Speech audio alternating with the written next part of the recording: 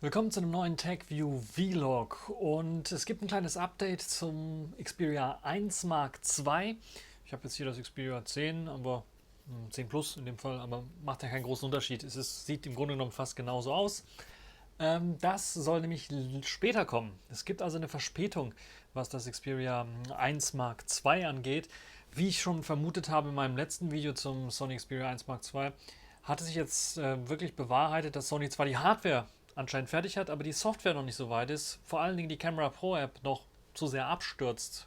So lauten die ersten Berichte. Ist also einfach noch nicht ausgereift. Und das heißt, im April wird es nichts mit dem Sony 1 Mark II, Xperia 1 Mark II, sondern es wird sich wahrscheinlich auf einen Monat verschieben, Mai eventuell. Wir müssen also hoffen, dass die Software dann bis dahin ausgereift und fertig ist. All das natürlich haben wir dem Coronavirus zu verdanken, weil natürlich eben auch die Arbeitsbedingungen anders sind und man natürlich nicht direkt miteinander kommunizieren kann und die Wege etwas länger sind, wenn man im Homeoffice sitzt. Und natürlich jetzt auch in Japan auch eine Ausgangssperre oder ein Lockdown herrscht oder zumindest ein Ausnahmezustand herrscht. Ob da wirklich ein Lockdown herrscht, na, ihr könnt ja mal, wenn ihr gerade in Japan seid, mir im Kommentarbereich posten, was das alles heißt.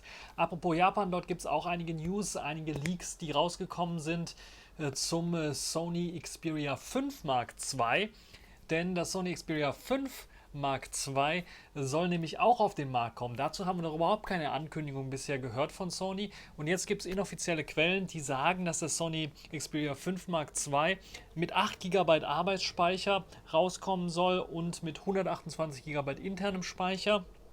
Also ähnliche Daten wie beim Sony Xperia 1 Mark II und auch den Snapdragon 865 einsetzen soll. 21:9 Full HD Plus Display allerdings, also kein 4K OLED Display, sondern ein Full HD Plus HDR OLED Display. Also im Grunde genommen das gleiche vermutlich wie beim Sony Xperia 5 auch.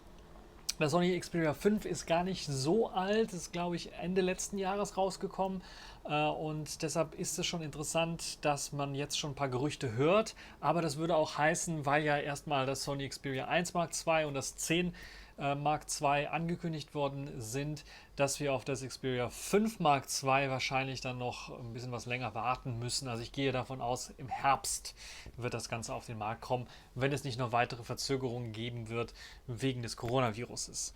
Ansonsten, was gibt es noch für Daten zu der ganzen Geschichte zu sagen? Das Ganze soll auch mit dem gleichen Kamerasystem ausgestattet daherkommen wie das Sony Xperia 1 Mark II, soll allerdings einen kleineren Akku beinhalten, weil das Gehäuse kleiner ist, das Display 6 Zoll nur groß ist, soll der Akku auf 3600 bis 3800 mAh schrumpfen. Und diese Daten 3600 bis 3800 sagen ja auch schon, dass es sich nicht um ein finales Gerät handelt. Das heißt, es könnte sich noch ändern, die ganzen Daten, und all das sind natürlich mit Vorsicht zu genießen. Ich werde die Originalquelle auch nochmal verlinken, die ist in Japanisch, soweit ich weiß, oder sogar Chinesisch, Japanisch und Chinesisch in dem Fall, beziehungsweise ein japanischer Artikel zu einem chinesischen Weibo, Eintrag Weibo, sowas wie Twitter oder Weibo, I think, so wird das genannt. Und ja, warum Chinesisch? Naja, weil Sony auch in China die Hardware herstellen lässt und dort zumindest wahrscheinlich einige Prototypen hat herstellen lassen. Könnte man sich zumindest so denken, weshalb eben die Daten da auch schon geleakt sind.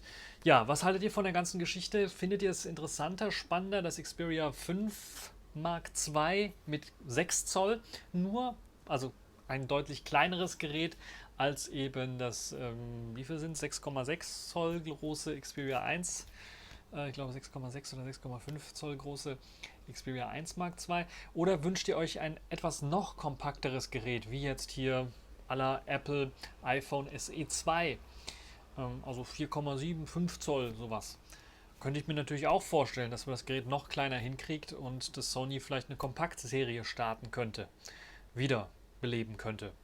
Nun ja, wir werden sehen, wie sich das entwickelt. Schreibt mir alles in Kommentare, was ihr von der ganzen Geschichte haltet. Das war's für diesen Vlog. Ich werde euch natürlich weiterhin auf dem Laufenden halten, was das Sony Xperia 1 Mark II und das Xperia 5 Mark II und das Xperia 10 Mark II angeht. Das war's für diesen Vlog und bis zum nächsten Mal. Ciao.